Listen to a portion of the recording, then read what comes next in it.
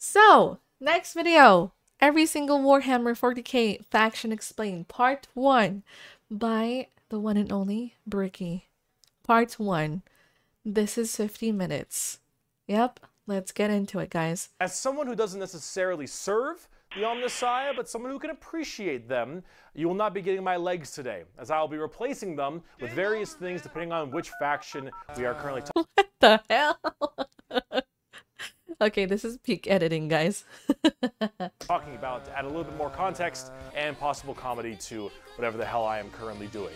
So, hello everybody, my name is Bricky, and this is going to be a long video and a large project that has been going on for quite some time. This is, I need two hands for this.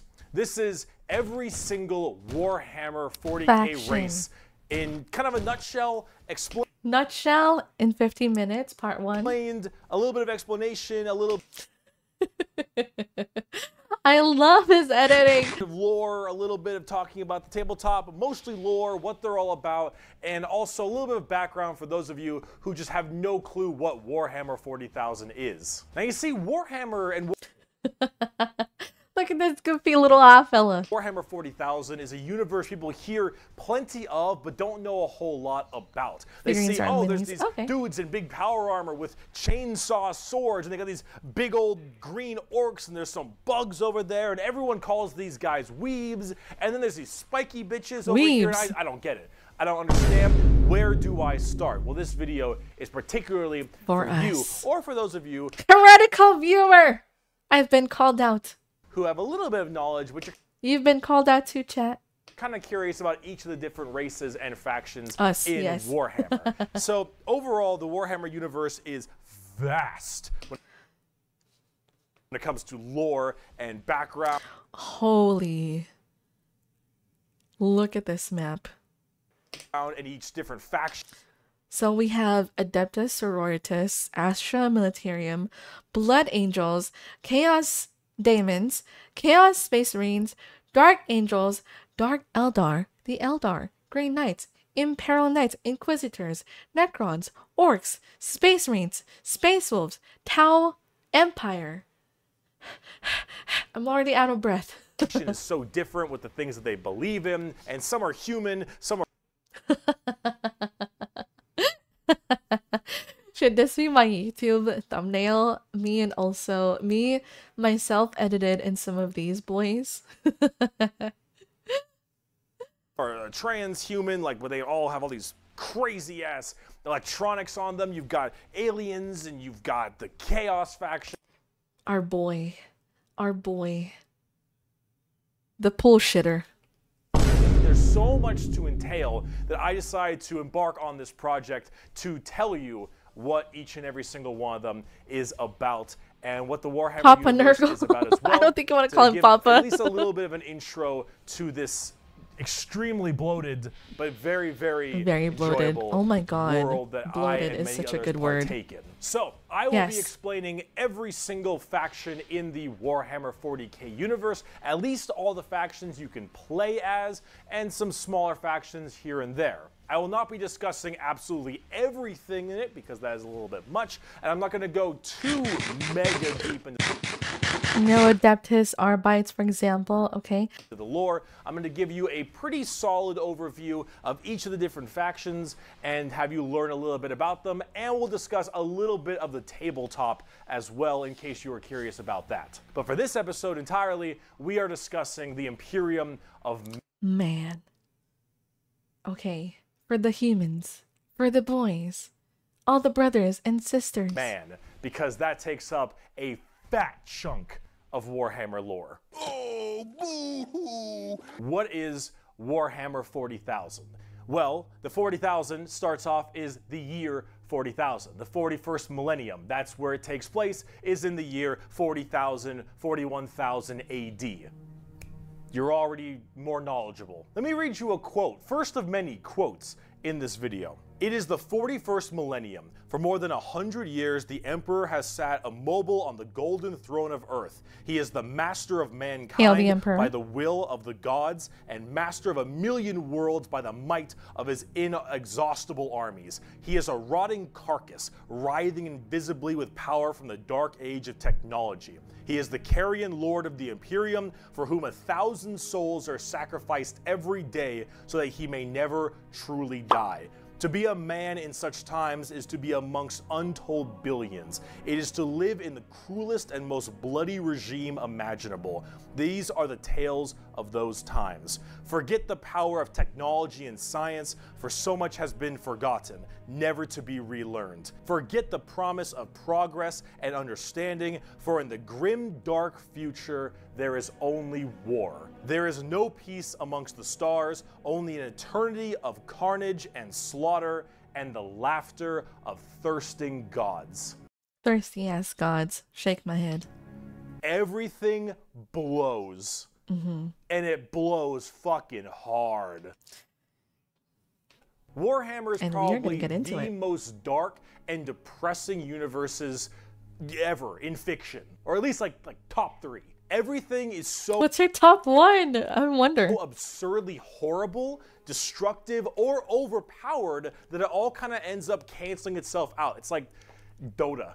War rages across the galaxy. Interstellar travel is only possible due to sacrificing 1,000 souls a day to a rotting carcass of a man who you believe to be your god. 2 hours Demonic later. gods and just demons tear open the fabric of reality on a whim. Other Xenos or even other humans end up killing each other in untold billions across the galaxy. It is a time of unending war, slaughter, and a bloodbath amongst everybody. Planets are deemed unrecoverable and are completely destroyed on a whim.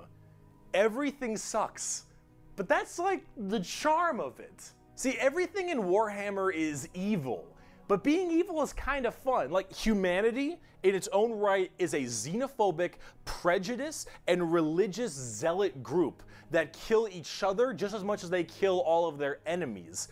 And they're like mid to high. Evil scale, okay. That guy, my roles, Tau players, Imperative Man, Eldar, Orcs, Tyranids, playing low tier for fun, playing by intent, guys who bring food. Red, are you with Slaanesh or Khorne? I can't decide yet. We haven't delved into Slaanesh or Khorne. Sorry, Slaanesh. Slaanesh or Khorne that much yet. Guys who bring food are the true Imperial Saints. Tier evil on the evil scale of Warhammer. Nobody is good. No matter who you are, everyone is some flavor, some color of evil. Whoever you pick, you are going to— Tell me, what's your flavor, chat? —to be the bad guy. But that's the fun of it. Because being the bad guy is badass. Villains are cool. They look cool, they got cool outfits, they got cool weapons, they got cool armies. Villains are cool, man. And when everyone is a villain, everyone is pretty cool. That's what makes this so charming, is that everyone can be the bad guy. So let's start— Oh my god, this is where we can all be a baddie. We can all be a baddie. Chaos Mechanicus is my flavor. Start off talking about the main bad guy, quote unquote, the Imperium of Man. It's hair whack. It's what? hair whack. The Imperium whack. Is this a lore dive before Space Marine? We actually already played Space Marine 2, man.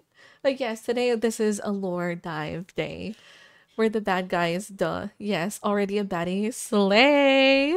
Imperium of Man is the main empire of the human race. All of humanity is under this one flag called the Imperium. And about 10,000 years ago, there was a man. He was the emperor of mankind, a 10-foot tall psychic demigod who led humanity across the stars.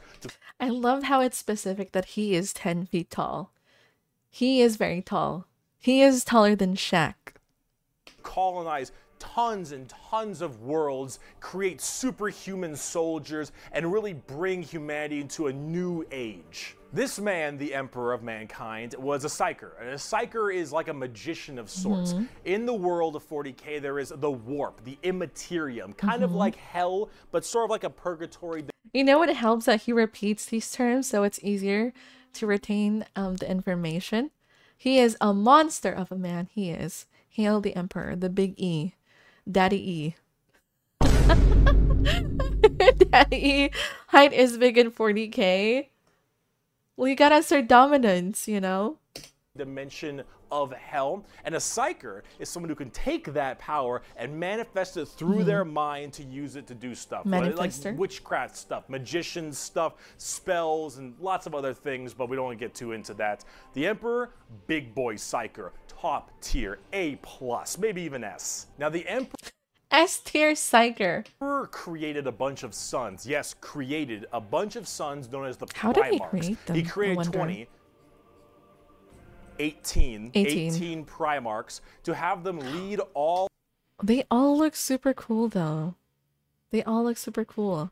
Look at that edgy guy with the vampire wings. All of the different legions of and you have like toxic gas dude or something. Humanity to the different stars and planets.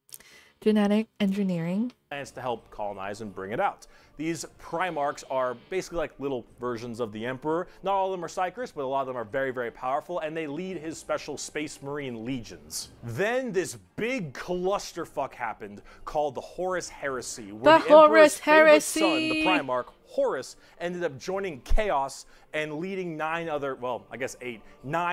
the 18, half of his Primarchs directly to Earth to fight down the Emperor himself. Now, if you want to know what Chaos is, remember what I mentioned earlier, the warp, that immaterium, the hellish place? In there relies the 4 Chaos gods. Imagine like Satan and 3 other Satans. The warp, okay, 4 Satans then. being kind of evil, those Chaos gods, that's the reason. And so those Chaos gods manipulated Horus, and then Horus helped manipulate all 8 other Primarchs to lead this giant coup directly on the Emperor on Earth. And they fucked up shit. After this fucked up shit?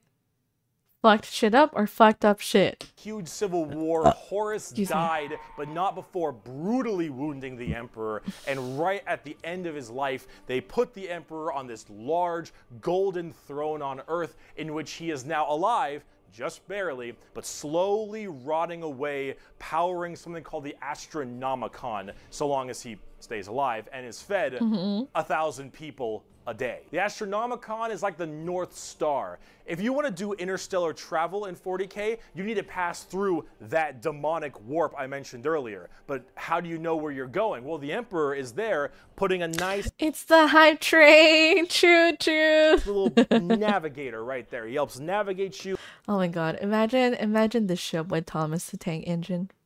To know where you're going. If you want to go from Earth to some crazy solar system across the way, you need to go through that warp, and then you need to know where you're going, go through there, and pop your way out. It's like doing nether travel in Minecraft, so you can shorten the distance between going to areas. So long as the Emperor is alive and being fed 1,000 people a day to stay alive, you can do that. The moment he dies, interstellar travel's gone for all of humanity.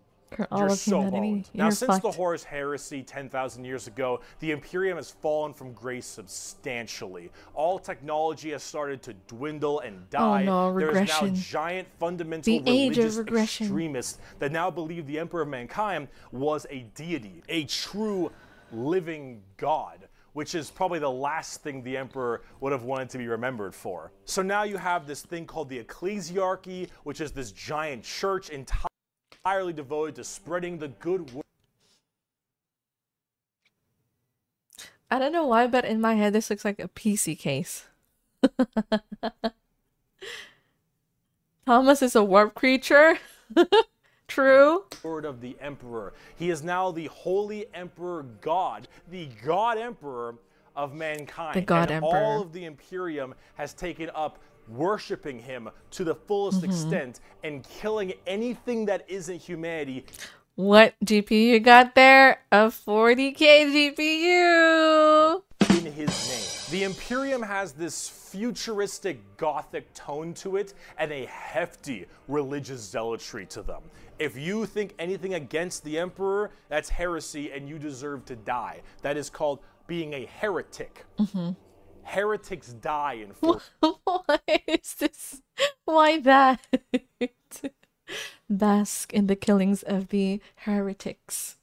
40K. There is no such thing as freedom of religion. There's You know, I bet some people just enjoy killing heretics. Like, they don't care if they're heretics or not, they just enjoy killing. They just enjoy the blood. There's no such thing as freedom of speech so long as you are against the Emperor. There is no such thing as any kind of tolerance. Everyone is a religious zealot. Some more than others, but no matter what, you're preaching that good word. So right now, everyone in humanity is trying to expand their empire across the stars. If you are a heretic, someone who doesn't believe in the Emperor, you are deserving of death. If you believe in the Chaos Gods, you are also a heretic and you deserve death. If you are an alien race of any kind, you are a filthy Xenos and you deserve death as well. So long as the murder continues and humanity expands, the Imperium of Man is very, very happy. However, the largest fighting force of this Imperium is my personal favorite faction, and the first faction we will discuss, the Astra Militarum, or also known as the Imperial Guard. The first faction! Pretty shit now, man. You finished? That's it, man. Game over, man. The Imperial Guard is the Game over, main fighting force of the Imperium, and in a world of horrifying creatures, galactic monstrosities, the literal demons themselves breaking through the fabric of time to kill you, the Imperial Guard are untold billions of regular men and women wearing modern day like flak armor with a laser rifle. This is the With all the evil that exists in Warhammer, their armor and guns doesn't look like it's strong enough. I think they need to be beefier. I think they deserve better armor. humble las gun, the main weapon of the Imperial Guard. It fires superheated plasma lasers at an extremely fast fire rate. It is reliable, never. Oh, we have gun names. We have the triplets, the Lucius, the Voss, the Mars, Cantriel Ryza, Acatran, Acatran, whatever. Jams. It can blow off limbs. Okay, it can blow off limbs. Even for the orc limbs? Even thick orc limbs? Giant holes in concrete. It is overall an extremely devastating weapon in modern day. It is just human limbs. One of the weakest in the 40K universe. There we go. It's jokingly referred to as a flashlight. Hi, Olivia. Welcome in. Hello. Honestly, the Guard are so cool purely for the fact that they know they're basically being thrown into a meat grinder of a battlefield, but they do it anyway. Yeah, they probably have the balls of steel. The biggest balls in the universe. Yeah, a laser rifle that never jams. It could blow off limbs. One of the weakest weapons. That's the world we're in right now. But who cares? Because the Imperial Guard has, in each battle, 500,000 of these men and women. 30,000 large armored tanks, 10,000 artillery batteries. The Imperial Guard wins through sheer numbers and firepower. They kind of have this World War I, World War II style aesthetic with legions of guardsmen as well as high company commanders and generals on the field along with them, and multiple kinds of troops. A normal Imperial Guard battle starts off with artillery, long lines Artillery. of artillery cracking the crust of the planet underneath the enemy's feet.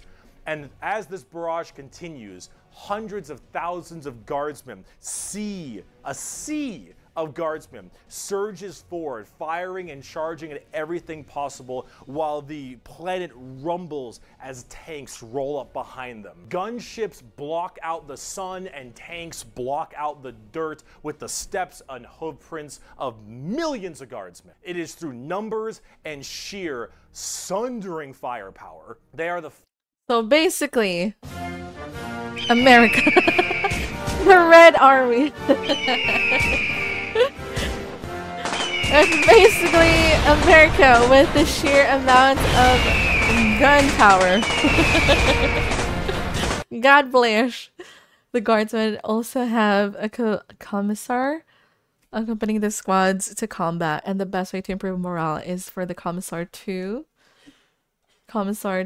motivate by executing a man who is not motivated. Jeez, by force. I think American times 40K. first and last line of defense for the Imperium and make up a huge bulk of the battles. The Imperial Guard is also made up of tons of different kinds of regiments. The Catachin jungle fighters live in a death world that's more hospitable than almost any firefight they'll ever get into. So they just have— Oh my god, that reminds me of that movie. What's that one movie with the famous actor? I forgot his name. Rusty? Rocky?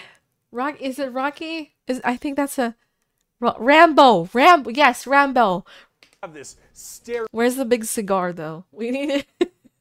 Are there cigarettes in 40K? steroid-looking, giant knife, Rambo predator looking— There we go. He said it. He fucking said it. sons of bitches, where nothing is anywhere near as scary as a simple knight on their home planet. Welcome back, You have the kids. Valhallan winter soldiers who have Oh, mentioned. Valhalla mentioned.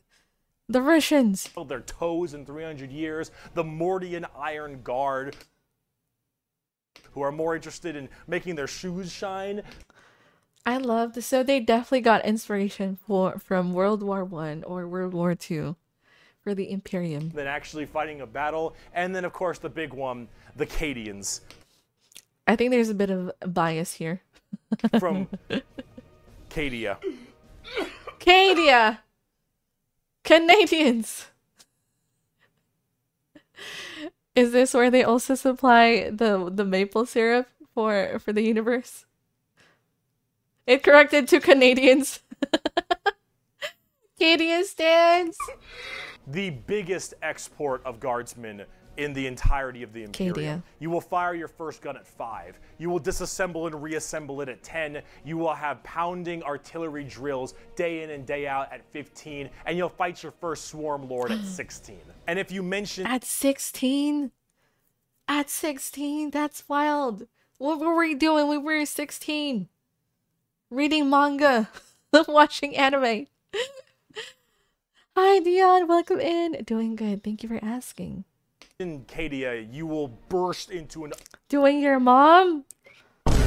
unrelenting amount of tears and sadness like I do daily. To quote, I have at my command an entire battle group of the Imperial Guard, 50 regiments including specialized drop troops, stealthers, mechanized formations, armored companies, combat engineers, and mobile artillery. Over 500,000 fighting men and 30,000 tanks and artillery pieces are mine to command.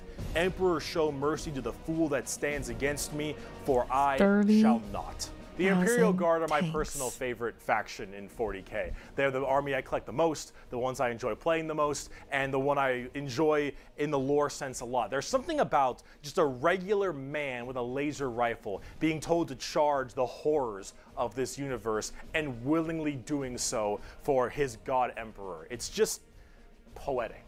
They actually represent the main Imperial Guard. The minis. Why do they look like dwarves? Maybe it's just me.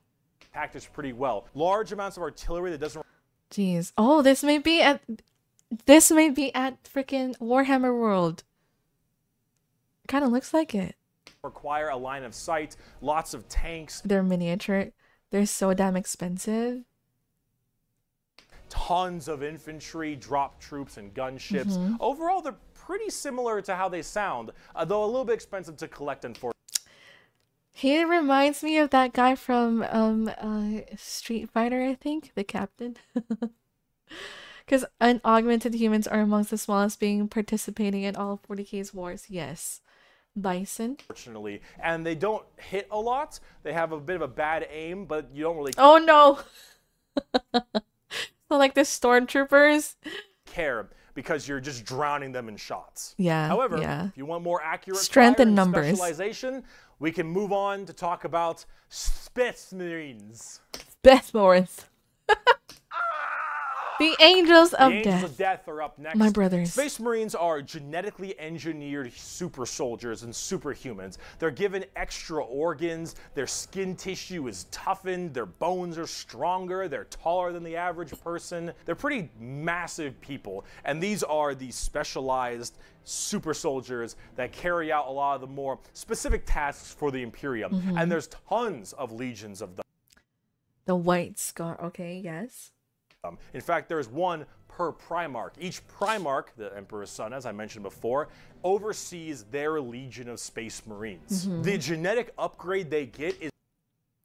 Oh my god, this is so cool. Anatomy Astartes.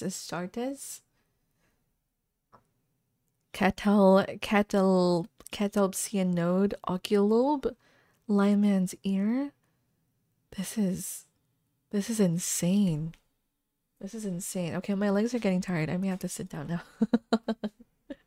a bit longer. The Galactic Empire shall rise again. Yes, fail and you get thrown into the walls. Will this be on the test? Professor Bricky, is this going to be on the test? Is this going to be in the quiz? A lot of surgery. First one is open heart surgery that gives them a second heart. Oh yeah, I think someone did mention that they have 2 hearts. Is based on the genes of said Primarch, something called a gene seed. That's what brings them up to this like superhuman level. As So it's like being one with the Primarch. stated, each Primarch has their own legion. Robot Girly Man has the Ultramarines. What? Robot girly man? Jagatai Khan has the White Scars. Rogel Dorn has the Imperial Fists. Corvus Corax has the Raven Guard. The Wolverine Legion. The Wolverine Legion. I want to be part of that one. And there's a whole bunch of other side sections that are also extremely interesting and have a little bit more of a twist on the average Space Marines, which we will discuss in a bit. Humorously enough, Also, hi, Professor Matt. Welcome in. Gene Seed sounds it sounds a bit kinky. I don't have a whole lot to say about Space Marines. They're superhumanly fast. In fact, it's been said that nothing that large should move that quick. These men in power. Nothing that large should move that quick. By the laws of Newton, yes. Are moving at blazing fast speeds. Their reflexes are faster. Are they considered non-Newtonian soldiers? Is tougher. They are overall just extremely powerful soldiers. In fact, where they differ comes down to which Space Marine Legion we're talking about. For instance, the Ultramarines done by Robot Gilliman are the main blue. Same. Boys, strong in almost every way, the jack of all trades kind of group that are a little bit too strong, and that's a lore problem, but the White Scars by Jagatai Khan are all about speed freaks, go fast. Oh my god. We gotta go fast. Gotta go fast. We're talking attack bikes, we're talking Dude, that's so cool. land speeders. You want to go in quick, you want to hit them hard, you want them to be swarming around Speed. like buzz flies. Buzz saws. With the speed of buzz saws. Buzz sauce. Buzz Fuck you, buzz. Pale King. Salamanders love fire. Fire. Oh, that was a reference? That was a reference? I would not get it. I haven't played. Akira, yes. The Forge, There's human. fire in battle. Flamers, melta-guns, multi-meltas. Meltagun, my favorite. Just so long as something can be burning, that's big. And they're also actually some of the nicest of the Space Marines. A lot of Space Marines have this kind of like holier-than-thou thing because of their genetic strength. I am superior. I am bigger. I am stronger. I'm faster. However, the Salamanders tend to put human lives above the lives of themselves, which Oh, is actually rather really? rare. They're also all black, but not like...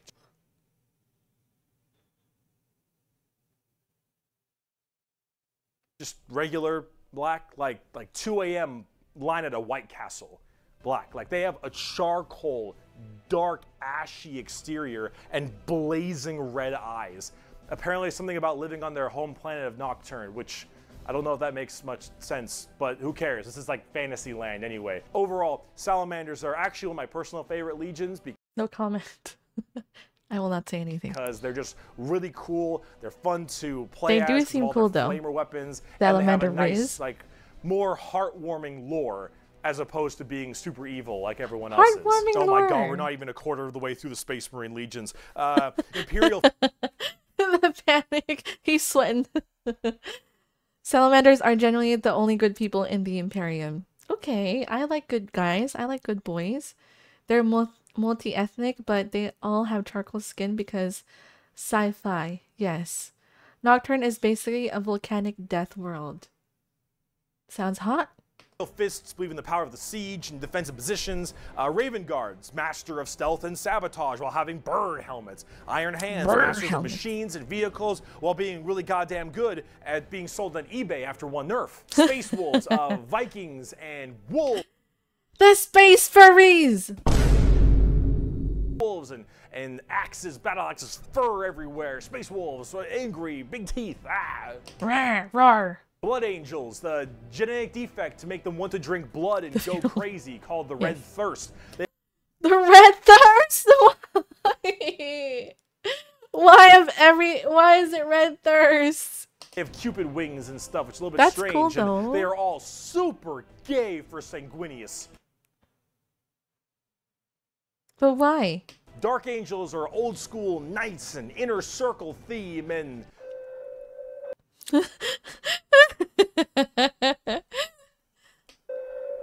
Are you a heretic? Me? No, never. Once in a blue moon, I know. Death Watch, a fancy anti-Xenos group that nobody plays because Death Watch, and they look cool though, Death but Watch. no one plays them. I don't know about Death Watch. They're there though. Black Templars, for the people who, if you haven't prayed at least 3 times a day, Oh, so these are like the super religious ones. you're gonna start praying out that airlock, and I'm sure there's some other chapters I may have missed as well, like Crimson Fists and stuff, but those are the main ones right here. Here, main quote, ones. from the Emperor himself. They shall be my finest warriors, these men who give of themselves to me. Like clay I shall mold them, and in the furnace of war I shall forge them. They shall be of iron will and steely sinew. In great armor I shall clad them, and with the mightiest weapons shall they be armed. They will be untouched by plague or disease, no sickness shall blight Really? Untouched by plague or disease? That sounds OP. them. They shall have such tactics, strategies, and machines that no foe will best them in battle. They are my bulwark against the terror. They are The my bulwarks. defenders of humanity. Yes. They are my space marines, and they shall know no fear.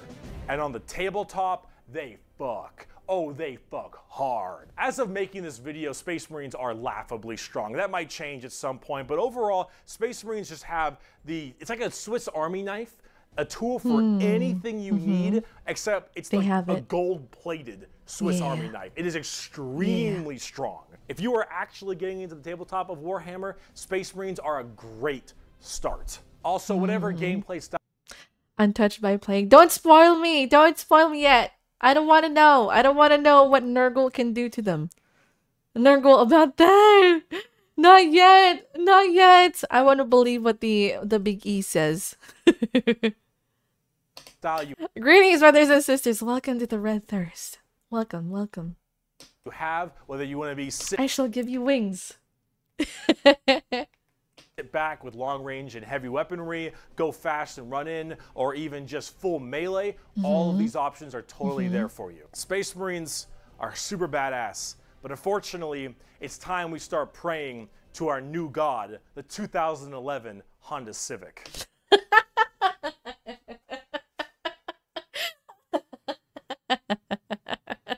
No way, dude. What about the Nokia? What about the Nokia phone? What about the Nokia phone? Ah, that's great. He's funny. Blessed be the Proton. Blessed be the 2011 Honda Civic. So is it any wonder people are afraid of technology? Technology! Technology! The Adeptus Mechanicus. The Adeptus Adeptus Mechanicus. Mechanicus are a technophile cult on Mars. Now, these people are a Technophiles. little bit I wonder if they have like raves. They look like rave enjoyers. weird because they don't actually really believe in the Emperor of Mankind. And you might think, oh, whoa, Bricky, that sounds like some heresy. A little bit. They believe in the Emperor, they believe in his power, but they don't pray to him. They pray to something called the Omnissiah. And the Omnissiah is this kind of machine god that they believe permeates in all machines. And if you think, well, The wait a Smeg minute, toaster. they believe in a different god as well? That sounds like super heresy. Well, Yeah. yes-ish, but they also make all your guns, Oh. and they make all your tanks. So when it's beneficial to them, it's not heresy then.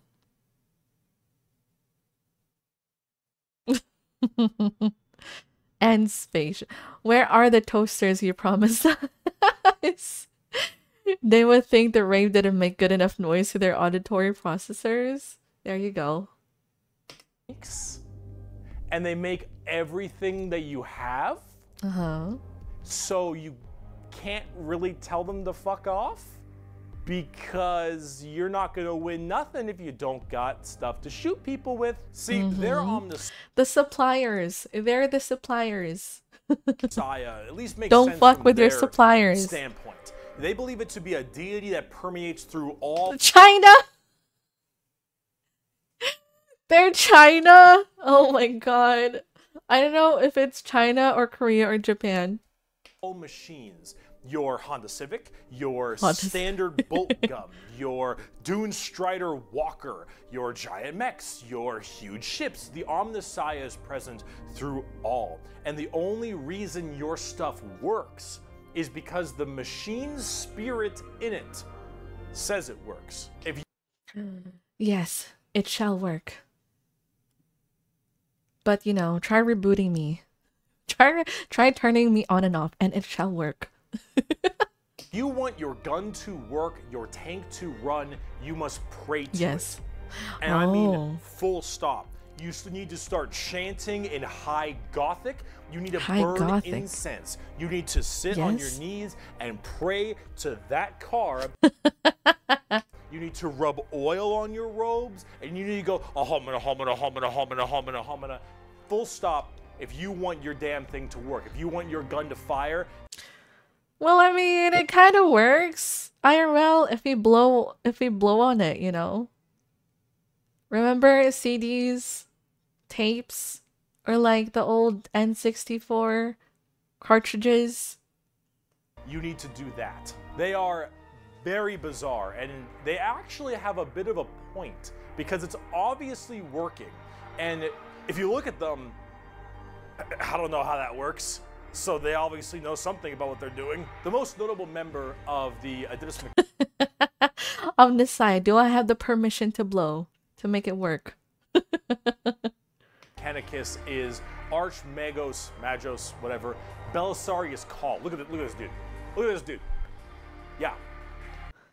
He does. He's got a pretty big back. What is he carrying? What is that? What is that he's carrying? He's literally the power generator. This is the group we're talking about. These are these weirdos. Here, the Omnissiah Holy shit. Creed. The credo. Eh. Messiah. There is no truth in flesh, only betrayal. There is no strength in flesh, only weakness. There is no constancy in flesh, only decay. There is no certainty in flesh, but death. Death. Okay, so what I do wonder is how did they decide to have a treaty with the humans? You know?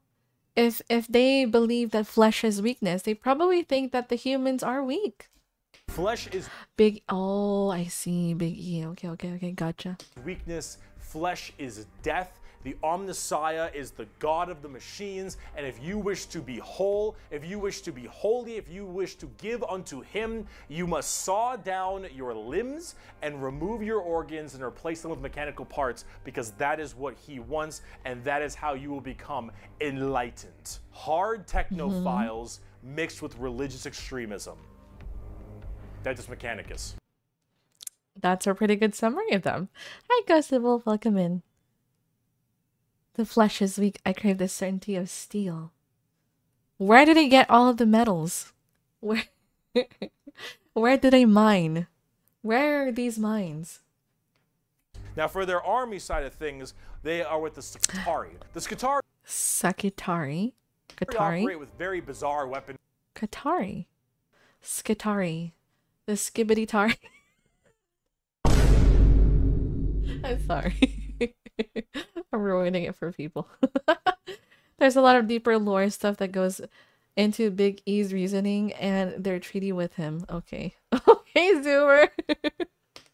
And lots of different kinds of vehicles, tanks, and different people in between. They're very weird, but they have extremely wacky and enjoyable, and in fact quite effective, both in the real game and in the lore, weaponry and gear. Overall, as an army on the tabletop, they're very weird and have a whole bunch of different shenanigans. Holy. Look at all those arms. It's like freaking Dr. whatever his name is from Spider-Man, Dr. X, Octopus, whatever. But if you like kind of that quirky, wacky techno thing, I'd give them a pickup.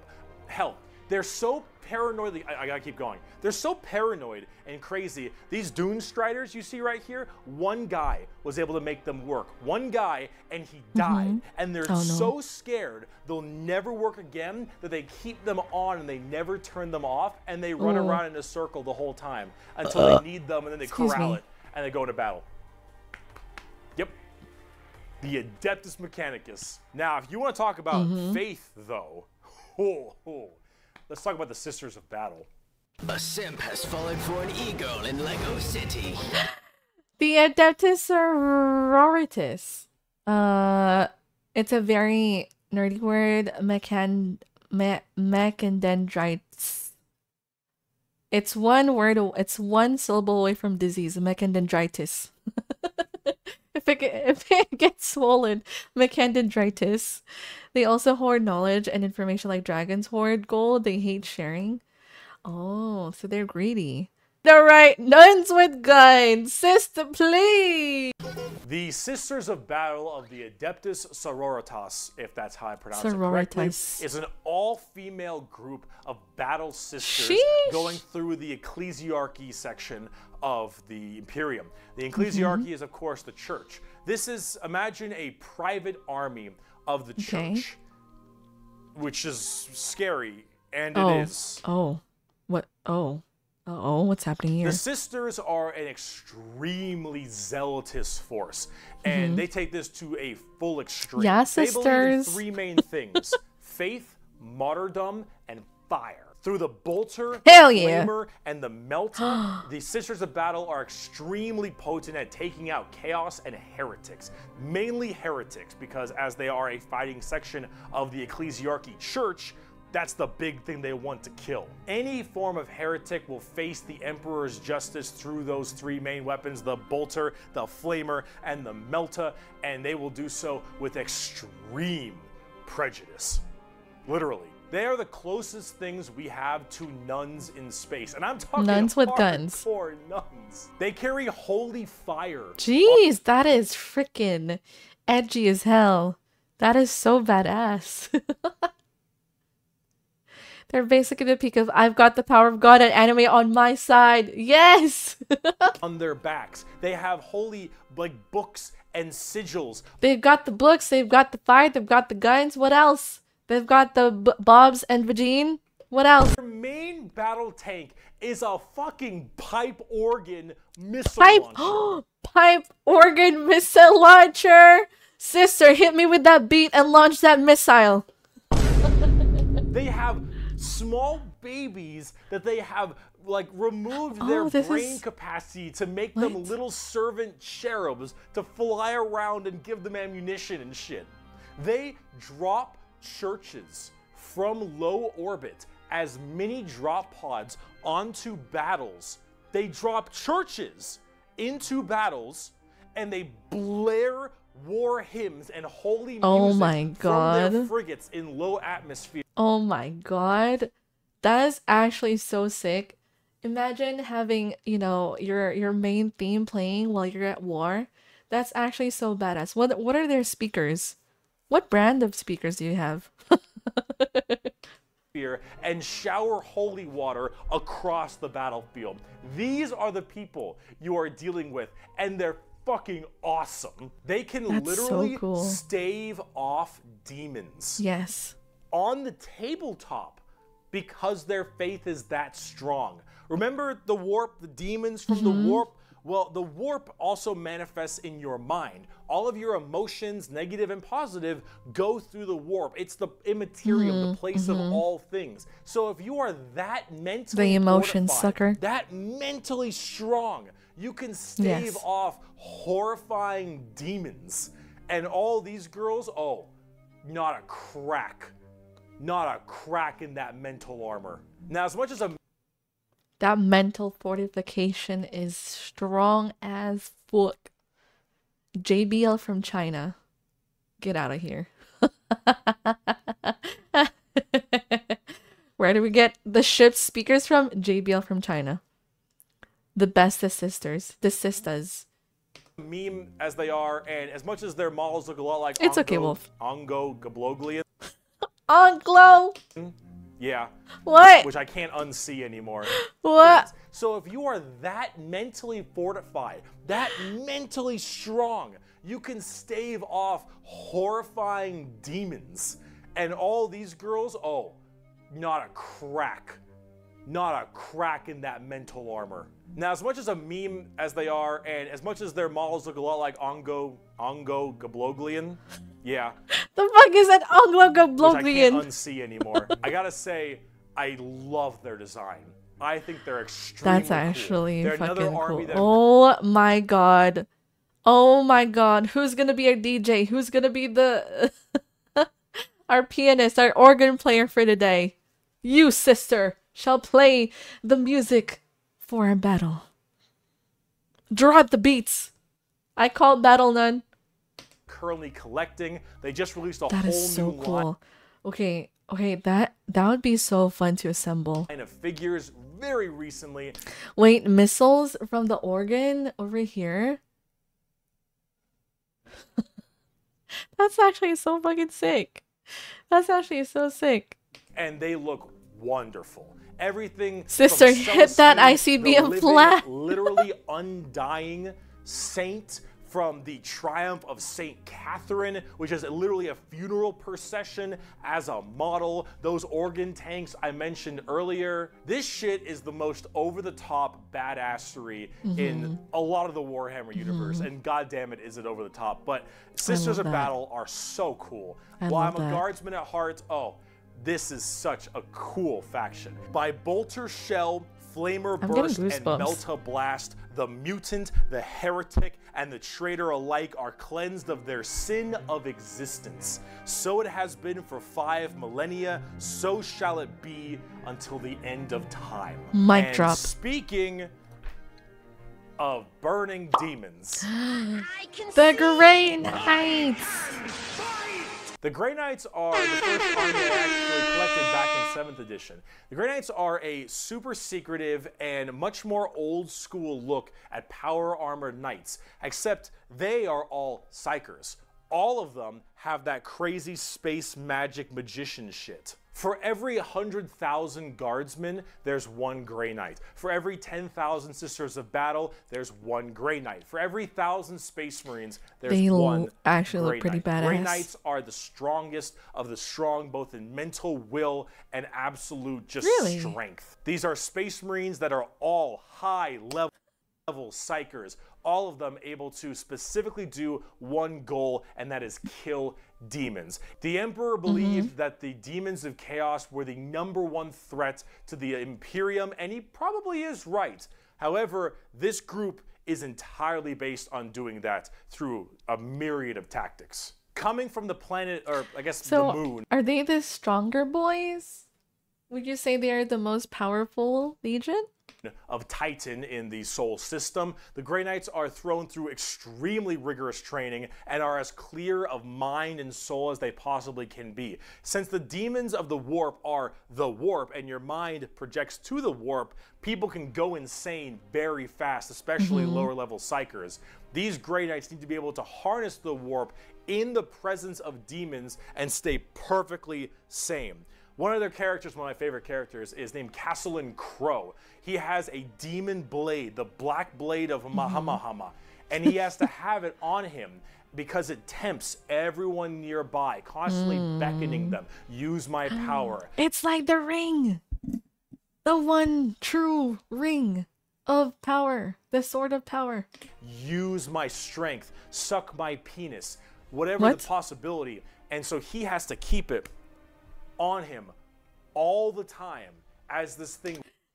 No, we have ads starting soon. Okay, we gotta get rid of the ads, guys.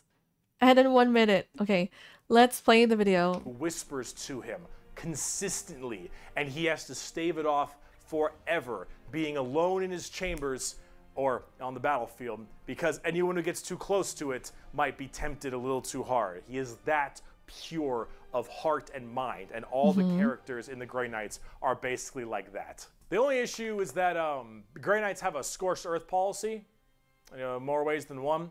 If they're fighting demons, demons corrupt and make people crazy. So if I'm a guardsman and I'm fighting demons... No way! Not that one! No! and the Grey Knights arrive and they kill all the demons, I'm a risk. And so guess who's not? Okay. Have a scorched earth policy, more ways than one. If they're fighting demons, demons corrupt and make people crazy. So if I'm a guardsman and I'm fighting demons and the Grey Knights arrive Oh my and they god. kill all the demons, I'm a risk. And so guess who's not making it out of there? On the tabletop, they're very strike fast, strike hard kind of people. They teleport all around the place. They are fast strike groups, small amounts of models because they're so dang strong. You only have so many characters, but with it, you get in there, you're very tough, very tanky, you hit really hard, and you try to bounce around the battlefield quickly, but you don't have numbers, and so every dead Grey Knight hits really damn hard. They're fun, though, if you like that kind of fast-striking kind of army. Oh, and also, Caldor Drago is a thing. We're not even going to get into Caldor Drago. All right, that is, oh my goodness gracious. I am the hammer. I am the mail about his fist. I am the spear in his hand. Though we are lost, I am the shield on his arm. I am the flight of his arrows. I am the hammer. I am the sword. I am the shield. I am a soldier at the battle at the end of time. Grey Knights are pretty hardcore. They are as holy as you can get for a Space Marine. If you like Space Marines and you want to, you don't think they're holy enough, you want to be holier, Grey Knights. Now, if you want to be holier and big, let's talk Imperial Knights. Oh, here we go. Oh Lord, here they come. The Imperial Knights. Do you like gigantic walkers the size of homes or medium-sized buildings? Do you want to kill heretics, but you want to kill like 40 of them? Yes. Yes. Yes. This is what I want. This is what I meant. This is what I want. Per turn? Do you want a gigantic old school knight noble house style of walkers with giant chainsaw arms? Yes. Then you got Imperial Knights.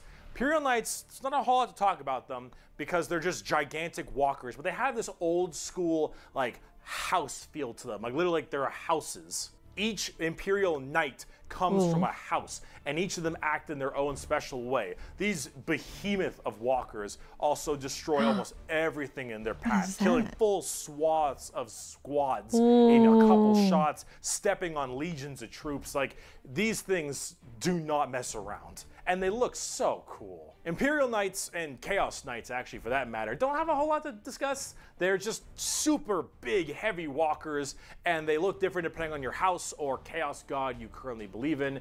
And overall, these things are just really cool if you want to murder everything in your path.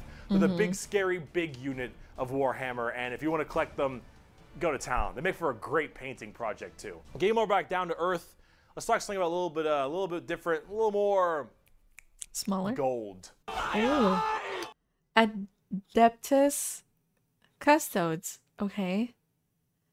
Imperial Knights are among class of mecha known as Titans and are among the smallest. They are one of the smallest ones.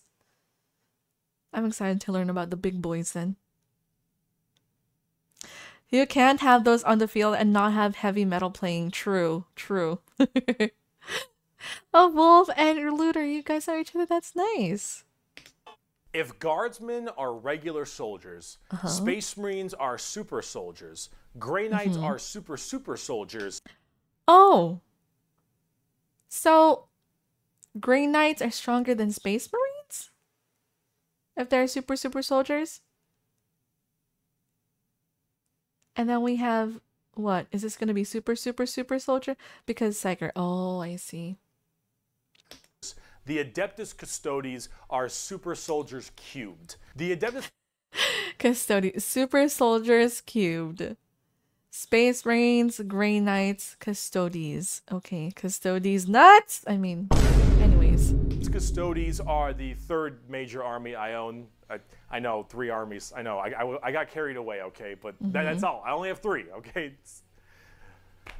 They are the final brand of Space Marines, but these ones are super special, okay? If a guardsman is 6 foot, a Space Marine is 7 feet, a custodian is 8 feet. These are almost as tall as the Big E. The banana boy. B1, B2 are the giant defenders of Holy Terra, which is also Earth. Earth is Terra. Terra. Themselves. These are the people that literally guard the Emperor's throne room, hence Custodes. Okay. These boys protect the Emperor's throne room at all times and are literally like handcrafted people. They're not humans brought up by a gene seer or something. These are all handcrafted super soldiers. I think from a tube. These behemoth of men are like 8 feet, 8.5 feet tall and functionally immortal. They stand still, spear in hand, for hundreds of years without the need to sleep and barely even the need to eat, watching over the throne room and every other area of Holy Terra for their entire purpose in life. And oh my lord, are they terrifying. These custodians put space... Not the gold pants. It's like the pants from Austin Powers. I forgot what his name is. Something gold. Something gold. No sleep, or can I get this buff? Marines to shame. If you liked your super soldiers, these are your super mega soldiers. Gold member, One yes. of these men can take on probably 3 Space Marines and most likely win. There are many different groups of custodians as well, like the Solar Watch, or there's also one of my personal favorite, the Aquilan Shield. The Aquilan Shield go out to seemingly unimportant individuals and protect them because they believe that they are going to be doing something very important in their lives. For instance, let's say a regular guardsman gets the protection of this giant 8.5 foot tall golden god because that guardsman will end up becoming a general one day or something of that nature. The custodians work in mysterious ways and are almost always outnumbered but never outmatched. These people are pretty horrifying. People? Are they still considered people? On the tabletop as well as in the lore. There are very few of them, however, and there's actually an extremely small amount of them. But that's kind of the point. There's only so many of these people that can have war gear this strong, weapons this powerful, and training this good. And the custodians have all 3 of it. For 100 years, I stood my watch amidst the somber shadows of the Sanctum Imperialis. I was still as a statue, but always ready. Oh my god, they're like the Titans. The Titans in the wall. Always attuned to dangers unseen. Days, months, years passed by in a frenzied blur beyond those walls, yet within, little moved and nothing changed. For 100 years, I did not but wait, yet had any threat appeared, I would have struck it down in a heartbeat. For 100 years, I stood my watch, and as it ends, I can tell you this, patience is a weapon. The custodians are the top dogs of the Imperium, and they hurt just that same way. Though I do want to discuss a little bit about the Sisters of Silence before we get out of here, because the Sisters of Silence I also have a few of, and they're really fun, but they don't get enough attention. These kind of bald plume ladies are a whole group of pariahs, are also known as blanks. So as every mind is somewhat connected to the warp, these blanks are a genetic mutation that has it suppressed heavily. Because of that mind suppression, normal people feel this weird, like, uncomfortable nature when around them. When a Sister of Silence walks past them, you feel ill. You feel just uncomfortable and strange. So most of them don't actually live past childhood, because once they are birthed, they're, well, you know, killed or something at a very young age, because they just emit a horrifying aura. These ladies, however, are guardians of the throne as well for more psychic threats. See, none of the custodians are psychers, so they have a difficult time dealing with major demons, and normal people feel this weird, like, uncomfortable nature when around them. When a Sister of Silence walks past them, you feel ill. You feel just uncomfortable and strange. So most of them, they just give this very, very strong Sigma Alpha energy. And, you know, their presence is so alpha that you can't help but feel ill and scared, maybe. Don't actually live past childhood, because once they are birthed, they're, well, rancid vibes that even demons. Shout the time the sister's scary. You know, killed or something at a very young age, because they just emit a horrifying aura. These ladies, however, are guardians of the throne as well for more psychic threats. See, none of the custodians are psychers, so they have a difficult time dealing with major demons and other kinds of psychic phenomena. These sisters are extremely specialized in it, all of them taking a vow of silence as they don't speak, hence the term Sisters of Silence, but they communicate through gestures and things of that nature. But if there's a demon issue, if there's any kind of warp-based problem, the sisters are extremely adept at dealing with them, thanks to their blank gene. They normally work a lot of time with the custodians because they have to deal with both kinds of threats, but they're not represented that way on the tabletop. In fact, they only have like one real model for them, which is very unfortunate. I hope they'll get something new. So are these the two dedicated defenders of the throne? News soon, because I think they should really be working together as it is that way in the lore, but hopefully we'll get there soon. But if we're talking about blanks, let's talk assassins. My precious power Officio Assassinorum. gone forever. It's been a long video. We're about to round it out. We got this and one more human thing, and then we're done. The assassins, though, the Officio Assassinorum. That looks like Ghost. Oh boy, these people are deadly. Yeah, they're called assassins. They should be, but oh man, these people will mess you up. So these are from the Officio Assassinorum, a very special organization, and they are handpicked by the Grand Master of the Officio Assassinorum from the what was it called? Schola Progenium. It's basically an orphan school. Your parents got murdered by demons or something, you get sent to this and you get trained to be whatever. Tempestus drop troop, an Inquisitor, maybe. That looks so freaking badass. Wow. She is. Look at that outfit though, that's so freaking cool. Inquisitors and rogue traders got the drip. They freaking do, holy. Yeah, the Inquisitors are really cool and have their own different branches. Ma'am, can you... Oh my god. Thirsty. Thirsty. Even, maybe you get a blank gene and you get thrown into the Sisters of Silence, or sometimes you just disappear. When you are taken, however, you go to one of 4 temples, because the Assassinorum... So we have Eversor Temple, Calidus Temple, Calexis, Vindicare. Ooh. Works in the temple style of things. These temples are the Vindicare, Caluxus, Calidus, and Eversor temples. Let's start with the Vindicare. I'm far away. I've been sitting here for 3 weeks. Snipers. Poof! The Vindicare Temple is the main sniper-based temple. So this is where Widowmaker studied. It's very cool until they start filling IDs with chemicals, so upgrade torture them is still cool though. Gigantic sniper rifles for all these assassins. Their whole point is to be able to be in a spot and sit there, eye and scope, for weeks, waiting for their perfect target. Weeks! Motherfucker, don't blink! What the hell? He gonna need some eye drops. Taking people out from literal miles away after extremely long time periods. The Vindicare Temple is about precise, perfect aim. There have been reports of Vindicares being able to single out particular body parts from over 2-3 miles away. Temples in the head, the jugular, for instance, and been sitting there after weeks. And when they're ready, take that shot, time is done, packs them up. The Calidus Temple, however, is a lot more about shape-shifting and deviant art. It's mostly Deviant? a female-based one, or at least it seems to be, and this allows a lot of... It kind of looks like Deadpool, and like a cool assassin female Deadpool.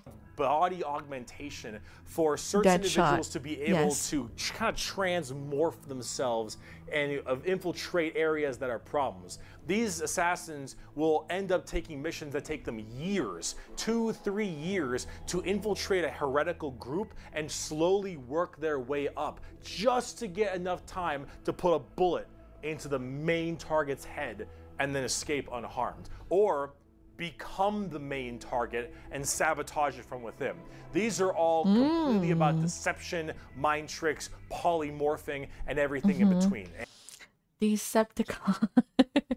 Deceptions. And lots of drawings. Lots of drawings. Why? The Eversor Temple. Just kind of disturbing one. The Eversor Temple is about when you don't want anything to come back alive, friend or foe. You want it all dead. And Eversor is psychogenically conditioned with just psychotherapy and psychological torture to only feel violence, hatred, and anger. It does the Clockwork Orange style thing of just making you forced to watch never-ending pain and misery and psycho conditioning, I guess is the term. And then they pump you full of tons of psychedelic drugs and they cryo-freeze you. Jeez! That sounds awful! Oh my god. And then they drop you in an area where they just want to make sure everything is dead. And then you defrost, full of just all this insane, mind-boggling psychotherapy and psychedelic drugs, and you just go to town. Yeah, if you don't care if anyone comes back alive. You're like, all right, lost cause, send them in. Finally, there's the most bizarre temple, the Caluxus Temple. The Caluxus assassins are feared even among the other temples. So that blank gene, the people will go to the Caluxus Temple with this as well.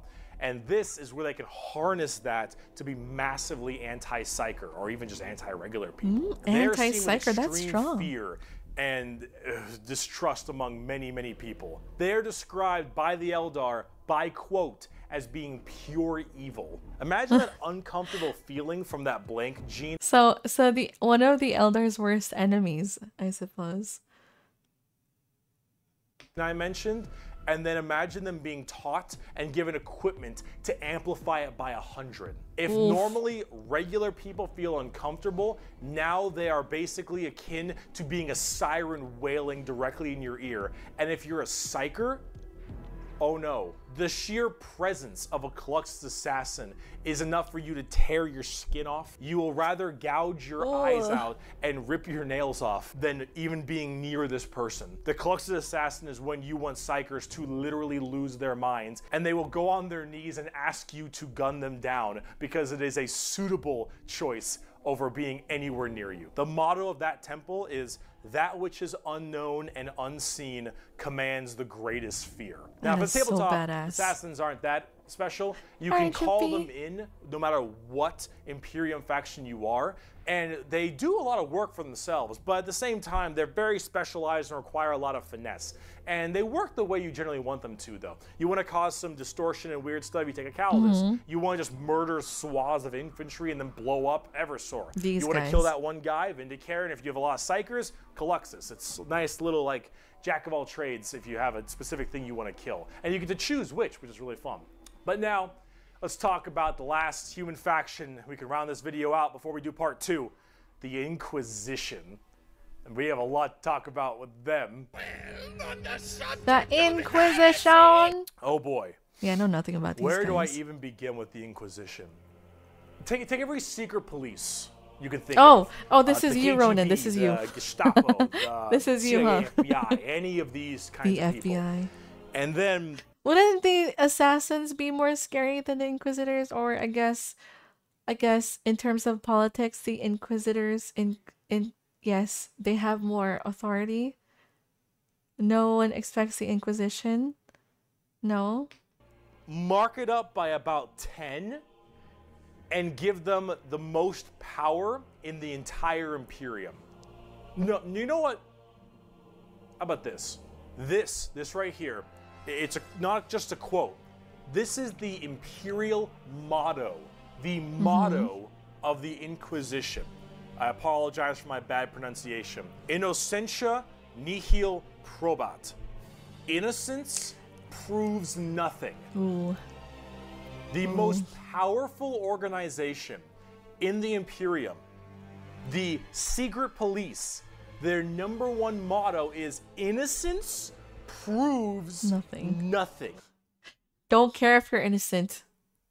The Inquisition goes around like the secret police or like detectives to find issues in the Imperium. And they have different ordos depending on which one we're talking about. The Ordo Hereticus, the Ordo Xenos, the Ordo Malleus, for instance, and a whole bunch of other ones. Hereticus is obvious, they deal with heretics. Xenos tries to find alien threats, and Malleus is demons. They all have different specializations in what they're trying to go for as this Inquisitor. And that's what they're called, Inquisitors. Each of them, as an Inquisitor, has their own free reign to do as they wish. They may have a ship and a crew, and they go out to find problems and interrogate people a lot. They are above the law in every department. There you go. Over space That's what I suspected. Marines. Now, the Space Marines might argue against them and stuff, and there might be a lot of blowback, but technically they are above them as Inquisitors. They are looking to investigate and figure out coups and cults and demonic incursions and possible Xenos issues like gene stealers or a new threat coming into an area. They're about learning that stuff and actually doing detective work. And memes aside, they're pretty good at it. The Inquisition having all of this power does make them a little bit power hungry and frantic sometimes. And yes, it is still a bad thing, but most of them are pretty good at their job. She looking fancy. And they spend a lot of Oh, time being very diligent to make sure that all of these leads they follow are proper and correct. They're basically space detectives with just enormous power and sometimes a bit of a power complex. And we haven't even talked about Exterminatus yet. Exterminatus is deeming a planet unfit to be saved. I deem that this planet is demon infested and taking it back will cost too many resources and is not worth it. I have now committed Exterminatus on this planet.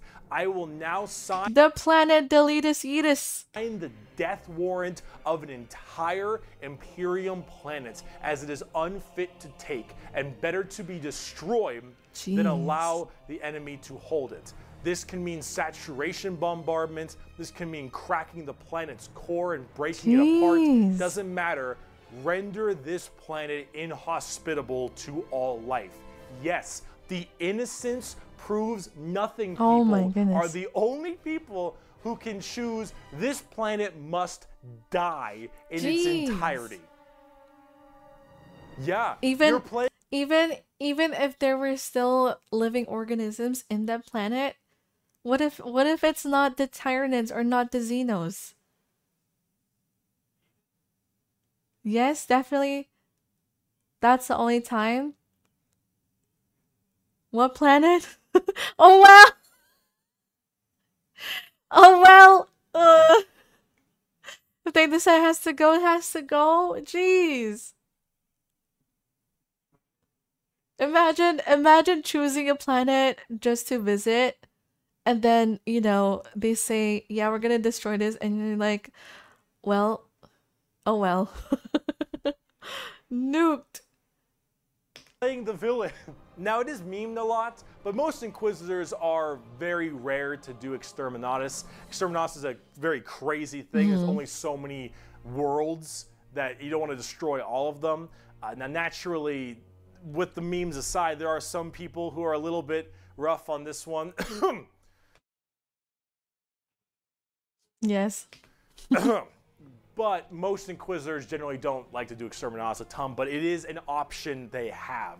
And it's a crazy option when you think about it. Secret Police Inquisition are unfortunately not represented on the tabletop very much. You generally kind of put one in your army if you feel like it. You have a couple special options there and some side content, but they're not really fleshed out very well, and personally they need a lot more stuff put in there, and they really need a lot more effort put into them, and they're not quite where I want. I think they put a lot of effort into the Sisters of Battle. To be fair, if you're in a position to pick a planet to visit in the first place, you're probably never going to go to a planet like that anyway. True. One guy nuked a whole 100 planets just to make a firewall against the Tyranids? Really? 100? 100? Crypt man banned from the Inquisition for being too evil. Cryptman. Oh, Cryptman was that guy. Oh, that was him. Okay, okay, gotcha. Yeah, screw you, Crypt man. Shake my head. Want them to be. Overall, the Inquisition makes for a lot of the best storytelling as well, because it's a little bit hard to talk about a big story of a whole bunch of Space Marines killing something, right? It's just a big battle story. It's not as interesting. Having that intrigue and that moral dilemma that an Inquisitor has makes for a lot better media. And honestly, the more people do it, I think it's better, because then it adds a little more humanity to the Warhammer horrible, horrible grimdarkness. And wow, we just finished the humans, all right? Yay! Come back for part 2 when we talk about did Chaos and Xenos, because we're talking about the full Chaos Gods and all the Chaos Marine Legions and the Tau and the Necrons and the Orcs, and oh boy, Part 2! we got a lot. I'll see you in part 2. Part 2! Holy crap, guys! I'm super excited for part 2. I want to learn about the Orcs and the Necrons and the 4 Chaos Gods. Holy shit, my brain is melting. It is. It is. I think that's enough for today, guys. Thank you for watching the human factions with me. Thank you, thank you.